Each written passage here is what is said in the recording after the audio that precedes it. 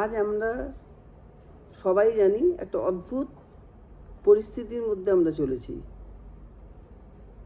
সব কিছুই করোনার যে ভীষণ যে জিনিসটা আমার কাছে মনে হয়, সব কিছু করোনা, সব কিছু এখানে যেও না, কাউকে বিশ্বাস করো না, কার কী রোগ হয়েছে ভাবো। এই জিনিসটা আমাকে খুব দুঃখ দেয়। অদ্ভুত একটা পৃথিবী। সব থেকে বেশি দুঃখ দেয় আমার ছাত্রছাত্রীর কথা ভেবে। যারা ছোট ছোট বাচ্চা, তারা আজকে জানতেই পারলো না কি হয়েছে, অথচ তাদের স্কুল যেতে পারা যায় না, তারা যেতে পারে না, স্কুলে যাওয়া বন্ধ, খেলতে যাওয়া বন্ধ, বন্ধুবান্ধবদের সঙ্গে খেলা বন্ধ। কেন এই অবাক পৃথিবী, তারা বুঝতে পারে না কি হয়েছে। সত্যি এটা তো আমরাও বুঝতে পারি না, কারণ আমরাও তো এই পৃথিবীটাকে দেখিনি। অনেক কিছু এসছে, প্লেগ এসছে, অনেক রকম রোগ এসছে, কলেরা, সেগুলো শুনেছি আমরা, কিন্তু কোনোদিন এইরকম একটা রোগের কথা শুনিনি যে সারা পৃথিবীতে হয়েছে। হয়তো কোনো জায়গায় হয়েছে, কোনো গ্রামে হয়েছে, কোনো গ্রাম ঘিরে হয়েছে, কিন্তু সমগ্র পৃথিবীকে এক করে রেখেছে একই রোগ, খালি বন্ধ থাকো ঘরে। এই যন্ত্রণা থেকে আমার মনে হয় সব থেকে বেশি যে দুঃখ যারা পেয়েছে, তারা হচ্ছে ছাত্রছাত্রীরা পাচ্ছে। তাদের কাছে একটা অদ্ভুত ব্যাপার, ওদের মন খোলা মেলা, ওরা আমাদের থেকে অনেক বেশি সরল এবং অনেক বেশি বোঝে এখনকার বাচ্চারা। আমার তো মনে হয় অনেক অ্যাডভান্স আমাদের থেকে। কিন্তু ওদের কাছে আজ আমার মনে হয়েছে, আমি যে চ্যানেলটা খুলতে যাচ্ছি, সেই চ্যানেলটার মধ্যে দিয়ে আমি একটা কথাই বলতে চাই, যে আমাদের একমাত্র যেটা উপায়, এখন ছাত্রছাত্রীদের মন কারোর ভালো নেই, কেউ ভালো নেই এরা। তাই এদের মন ভালো করতে গেলে, এদের অনুপ্রাণিত করতে গেলে, আমাদের যে প্রাতঃস্মরণীয় মনীষীরা আছেন, তাদের কথা বলাটা খুব দরকার। তারাও কিন্তু অনেক প্রতিকূলতার মধ্যে দিয়ে, হয়তো এই পরিস্থিতি তারা পাননি, অনেক প্রতিকূলতার মধ্যে দিয়েও কিন্তু তারা কত বড় হয়েছেন, কত কিছু করে গেছেন দেশের জন্যে, সেইটুকু জানানোটা আজকে খুব প্রয়োজন। কেননা এখন প্রত্যেকেই খুব হতাশায় ভুগছে। তাই আপনারা জানেন, যারা ভালো লাগবে, আমি আজকে প্রথম শুরু করব প্রাতঃস্মরণীয় বিদ্যাসাগরকে দিয়ে, ছাত্র বিদ্যাসাগর। আমার চ্যানেলটা হচ্ছে ছাত্রবেলা, মনীষীদের ছাত্রবেলা ও ক্লাসিক বেঙ্গলি। সেই জন্যে আমি আজকে প্রথম যার কথা বলতে চাইছি, তিনি প্রাতঃস্মরণীয়, আমাদের সকলের প্রাতঃস্মরণীয় বিদ্যাসাগরের নাম হচ্ছে সবাই জানে। বিদ্যাসাগর ছোটোবেলায় কতটা, ছেলেবেলাও দেখেছি, সবই শুনেছি, কিন্তু নতুন করে ছাত্রবেলা, যে ছাত্রটা কীরকম, ছাত্রদের জীবনটা কিভাবে হওয়া উচিত, কীরকম শিক্ষকরা তাদের ছিল, তাদের জীবনযাত্রা কেমন ছিল, তারা কেমনভাবে ডেডিকেটেড ছিলেন, সেই কথাটা জানানো খুব দরকার এখনকার বাচ্চাদের আমার মনে হয়। সেই জন্যে আমি বলতে চাইছি প্রথমেই যেটা, বিদ্যাসাগরের, আমি এখানে এখন কোলাঘাটে এসেছি বেড়াতে, এখন মনে হলো যে তারপরে এখানেই মেদিনীপুরের কাছে বিদ্যাসাগরের বিশ্বঙ্গমে জন্ম। তাই বিশ্বঙ্গের সিংহ, আমাদের বাংলার সবথেকে বড় সিংহ যিনি, তার কথা আমি প্রথম বলে আমি শুরু করছি এটা। যদি আপনাদের এর থেকে মনে হয় ভালো লাগছে, আপনাদেরও ভালো লাগার কথা, আপনাদের ছেলে মেয়েদেরও সকলকে বলে শোনাবেন এটা। যদি এদের জীবন থেকে কোনো রকম অনুপ্রেরণা ওরা পায়, আমি প্রচণ্ড উপকৃত হব। তার জন্য আমাকে যদি ভালো লাগে আপনারা লাইক করবেন, শেয়ার করবেন, সাবস্ক্রাইব করবেন, বেল আইকনটা যদি পাশে টিপে দেন আরও ভালো, তাহলে আমার সমস্ত বলাটা বা নোটিফিকেশনটা আপনাদের কাছে চলে যাবে। আর একটা কথা হচ্ছে যে কমেন্ট করবেন, আপনাদের কমেন্টই হবে আমার অনুপ্রেরণা। নমস্কার। ছাত্র ঈশ্বরচন্দ্র। বিশ্বঙ্গ গ্রাম তখনও হুগলি জেলার মধ্যে, মেদিনীপুর জেলার অন্তর্গত হয়নি। ওই গ্রামের এক দরিদ্র ব্রাহ্মণ ঠাকুরদাস বন্দ্যোপাধ্যায়ের প্রথম সন্তান হলেন ঈশ্বরচন্দ্র। পিতৃপুরুষ সকলেই স্বাস্থ্যচর্চা, যাগ যজ্ঞ করে জীবন কাটিয়েছেন। ঠাকুরদাস নিজেও ছিলেন বিদ্যোৎসাহী। বহুদিন দেখে তিনি ঈশ্বরচন্দ্রের হাতে খড়ি দেয়ালেন। শুভদিন, ঈশ্বরকে ঘিরে তার অনেক আশা। দরিদ্র সংসারে সচ্ছলতা আনতে হলে ওকে মানুষ করতেই হবে। মানুষের মতো মানুষ পরিবারে একজন হলেই যথেষ্ট। এক চন্দ্রের যা আলো, শস্য তারাই সে আলো নেই। একশ্চন্দ্রমস্ত হন্তি ন চ তারা শস্য। বালক ঈশ্বরচন্দ্র ভর্তি হলেন গ্রামের পাঠশালায়। সেখানে শিক্ষক ছিলেন কালীকান্ত চট্টোপাধ্যায়। মস্ত বড় পণ্ডিত ছিলেন, বড় সহৃদয় মানুষ তিনি। ঈশ্বরচন্দ্র যেমন অচিরেই কালীকান্তের নজরে পড়ে গেলেন, কালীকান্তের আদর্শ চরিত্রটি তিনি শ্রদ্ধার আসনে প্রতিষ্ঠিত হল ঈশ্বরচন্দ্রের হৃদয়ে। কালীকান্তের কাছে 3 বছর থেকে ঈশ্বরচন্দ্র যা জ্ঞান লাভ করলেন, জ্ঞান লাভের স্পৃহা বাড়ল তার 3 গুণ। ঠাকুরদাসের সঙ্গে তখন কলকাতা শহরের ঘনিষ্ঠ যোগাযোগ। উচ্চশিক্ষার পীঠস্থানগুলি তিনি সেখানে দেখেছেন। তিনি মনস্থির করলেন ঈশ্বরচন্দ্রকে সেখানে পাঠাবেন। বাবার সঙ্গে একদিন বালক ঈশ্বরচন্দ্র সুদূর বীরসিংহ গ্রাম থেকে কলকাতা শহরে এলেন লেখাপড়া শিখতে। তখন যানবাহন ছিল না, পায়ে হেঁটেই সর্বত্র যেতে হতো।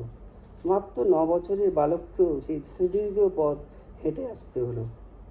তবে কষ্ট যেমন হলো, মস্ত বড় একটা লাভও হলো। পথের পাশে দূরত্বের স্তম্ভগুলি দেখে তিনি ইংরাজি সংখ্যাগুলি শিখে ফেললেন। মেধার সঙ্গে আগ্রহ থাকলে কি না হয়। সে সময় কলকাতায় 2টি বিখ্যাত শিক্ষা প্রতিষ্ঠান, হিন্দু কলেজ আর সংস্কৃত কলেজ। হিন্দু কলেজের মধ্যে অনেক সাহেব শুভ পড়াতে আসেন, আর ছাত্ররাও বেশিরভাগ ধনী ঘরের। ঠাকুরদাস পুত্রের ভবিষ্যৎ সম্পর্কে খুবই সচেতন ছিলেন। অনেক ভেবেচিন্তে তিনি ঈশ্বরচন্দ্রকে হিন্দু কলেজে না দিয়ে সংস্কৃত কলেজে ভর্তি করে দিলেন। সংস্কৃত কলেজ তখন সনাতন শিক্ষা ব্যবস্থার সর্বশ্রেষ্ঠ প্রতিষ্ঠান। বড় বড় পণ্ডিতেরা সেখানে শিক্ষা দেন। শিক্ষক তো নন, স্বস্বক্ষেত্রে এক একজন দিকপাল। বালক ঈশ্বরচন্দ্র ব্যাকরণে 3য় শ্রেণীতে ভর্তি হলেন। 3য় শ্রেণীতে ব্যাকরণ পড়াতেন গঙ্গাধর তর্কবাগীশ। যেমন স্নেহশীল শিক্ষক, তেমনি মেধাবী ছাত্র। 2 বছর কঠোর অধ্যয়নের পর পরীক্ষা হলো। ঈশ্বরচন্দ্র অসামান্য কৃতিত্ব দেখিয়ে 5 টাকা বৃত্তি পেলেন। বুঝতেই পারছেন তখনকার 5 টাকা মানে কত টাকা। কলেজের সমস্ত শিক্ষক মহলে তার সুনাম ছড়িয়ে পড়ল। ঠাকুরদাসও খুব খুশি হলেন। শুধু পড়াশোনা নয়, তার ছেলে তো হীরের টুকরো। বাড়িতে রান্না করেন, বাসন মাজেন, দোকান বাজারও করতে হয়। আর রাতে আলোর অভাবে রাস্তার গ্যাসপোস্টের আলোয় পড়াশোনা করেন। ব্যাকরণ হলো ভাষার ভিত্তিমূল। সেই পাঠ শেষ হতে ঈশ্বরচন্দ্র ভর্তি হলেন সাহিত্য শ্রেণীতে। সেখানে অধ্যাপক জয়গোপাল তর্কালঙ্কার। সাহিত্যের পরীক্ষাতেও প্রথম হলেন ঈশ্বরচন্দ্র। যেমন তার রচনা শক্তি, তেমনি মুক্তোর মতো ঝকঝকে হাতের লেখা, একেবারে মণিকাঞ্চন যুগ। শুধু বৃত্তি নয়, হাতের লেখার জন্য তিনি পুরস্কার লাভ করলেন। কৃতি ছাত্র ঈশ্বরচন্দ্র কিন্তু দুষ্টুমিতেও কম ছিলেন না। শৈশবে গ্রামে থাকতেও তিনি দৌরাত্ম্য করতেন। জয়গোপাল তর্কালঙ্কারের সাহিত্যের ক্লাসেও একটা কাণ্ড করে বসলেন তিনি। তর্কালঙ্কার মশাই সেদিন ক্লাসে একটি শ্লোক রচনা করতে দিয়েছেন গোপালের বর্ণনা করে। শ্লোকের শেষ উচ্চারণটি কী হবে তাও তিনি বলে দিয়েছেন, গোপালায় নমস্ত মে। ছাত্রদের মধ্যে ঈশ্বরচন্দ্র হঠাৎ জিজ্ঞাসা করে বসলেন, মহাশয় কোন গোপালে বর্ণনা করব? একজন গোপাল আমার সামনে শিক্ষক রূপে দণ্ডায়মান, আর একজন বৃন্দাবনে লীলা সমাপন করে দেহত্যাগ করেছেন। জয়গোপাল বিন্দুমাত্র রুষ্ট না হয়ে বললেন, বৃন্দাবনের গোপালের বর্ণনা করো।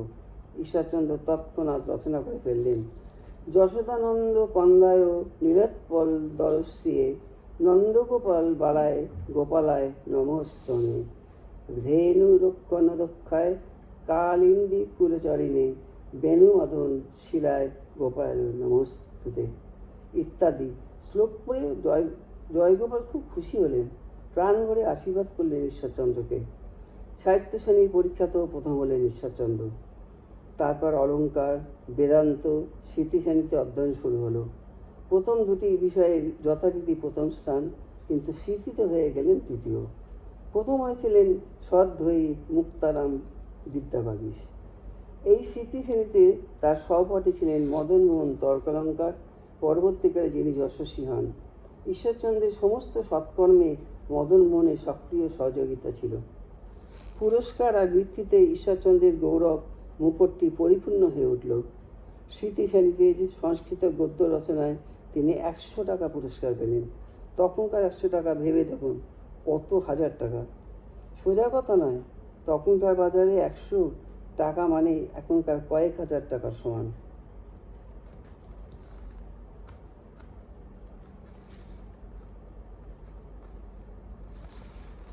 ব্যাকরণ, সাহিত্য, অলঙ্কার, বেদান্ত এবং স্মৃতি সমস্ত পরীক্ষাগুলি কৃতিত্বের সঙ্গে উত্তীর্ণ হয়ে ঈশ্বরচন্দ্র আরও একটি পরীক্ষায় উত্তীর্ণ হলেন। সেটি হিন্দু ল কমিটির আইন পরীক্ষা। বীরসিংহের এক ব্রাহ্ম বালক সহপাঠীরা যাকে বড় মাথার জন্যে যশুরে কই কিংবা কসুরে জয়ী বলে ডাকতেন, তিনি হয়ে উঠলেন পণ্ডিত প্রবর ঈশ্বরচন্দ্র। কিছুদিনের মধ্যে সংস্কৃত কলেজের দিকপাল শিক্ষাগুরুরা ঈশ্বরচন্দ্রের বিদ্যাবুদ্ধি দেখে শুধু মুগ্ধ নন, উচ্ছ্বসিত হয়ে উঠলেন। সকলে সম্মিলিতভাবে সংস্কৃত কলেজ থেকে তাকে উপাধি দিলেন বিদ্যাসাগর। উপযুক্ত শিক্ষকদের কাছ থেকে উপযুক্ত ছাত্রের যথার্থ স্বীকৃতি লাভ। পরবর্তীকালে ওই একটি নামে তিনি দেশ বিখ্যাত হয়ে উঠলেন। হারিয়ে গেল তার পোশাকি নাম। ঈশ্বরচন্দ্রকে যেমন তার শিক্ষাগুরুরা স্নেহ করতেন, তিনিও তেমনি তার শিক্ষকদের দেবতার মতো ভক্তি করতেন। তার প্রথম শিক্ষাগুরু কালীকান্তকে তিনি কখনো ভুলেননি। পরবর্তীকালে বীরসিংহ গ্রামে গেলে সর্বাগ্রে তাকে প্রণাম করে বাড়ি ঢুকতেন। তখনকার দিনে কত সুন্দর, আমি যেটা বলছি এটা আমার কথা, যে তখনকার শিক্ষক সঙ্গে ছাত্রদের যে কতটা সুন্দর সম্পর্ক ছিল, কতটা স্নেহময় সম্পর্ক, সেটা কিন্তু আপনারা এই থেকে আমরা সবাই বুঝতে পারবো। তখনকার দিনের শিক্ষক আর এখনকার শিক্ষকদের মধ্যে কত তফাৎ। ঈশ্বরচন্দ্র তার শিক্ষা গুরুদের কি চোখে দেখতেন তার একটি মজার গল্প আছে। ঈশ্বরচন্দ্র তখন সংস্কৃত কলেজের অধ্যক্ষ। শিক্ষকরা তখন কাজে অনিয়মিত হাজিরা দিতেন। ঈশ্বরচন্দ্র এসব শৈথিল্য বরদাস্ত করতে পারতেন না। তিনি নানা পদ্ধতি এবং কঠোরতা অবলম্বন করলেন। কিন্তু মুশকিল হলো তার অন্যতম শিক্ষাগুরু জয়নারায়ণ তর্ক পঞ্চাননকে নিয়ে। তিনি আবার সবচেয়ে দেরিতে আসেন। ঈশ্বরচন্দ্র পড়লেন উভয় সংকটে। একে তিনি তার শিক্ষকদের দেবতার মতো ভক্তি করেন, অপরদিকে শৃঙ্খলা রক্ষাতেও তো তিনি বদ্ধপরিকর। শেষে একটা মতলব ঠিক করলেন। অধ্যক্ষ হিসেবে তিনি কলেজেই থাকতেন। রোজ সকালে গেটে গিয়ে দাঁড়িয়ে থাকতে লাগলেন। কারো দেরি দেখলেই জিজ্ঞাসা করতেন, এই এলেন বুঝি? কিন্তু জয়নারায়ণ এলে কিছু বলতে পারেন না, শুধু অধবদনে দাঁড়িয়ে থাকেন। কদিন ঈশ্বরচন্দ্রকে এভাবে দাঁড়িয়ে থাকতে দেখে একদিন রুদ্রমূর্তি ধারণ করলেন জয়নারায়ণ। ঈশ্বরচন্দ্রকে বললেন, তুমি মুখে কিছু না বলেই সর্বনাশটা করলে। মুখ খুললে 2-4টে কথা বলা যেত, দেরি হওয়ার একটা কারণও বলতাম। যা হোক, কাল থেকে ঠিক সময় আসার চেষ্টা করব। জয়নারায়ণ তারপর থেকে নিয়মনিষ্ঠ হয়ে উঠলেন। ঈশ্বরচন্দ্র ভীষণ খুশি হলেন। শিক্ষাগুরুকে পরিপূর্ণ মর্যাদা দিয়েও তিনি কার্যোদ্ধার করে ফেলেছেন, কম কথা নয়।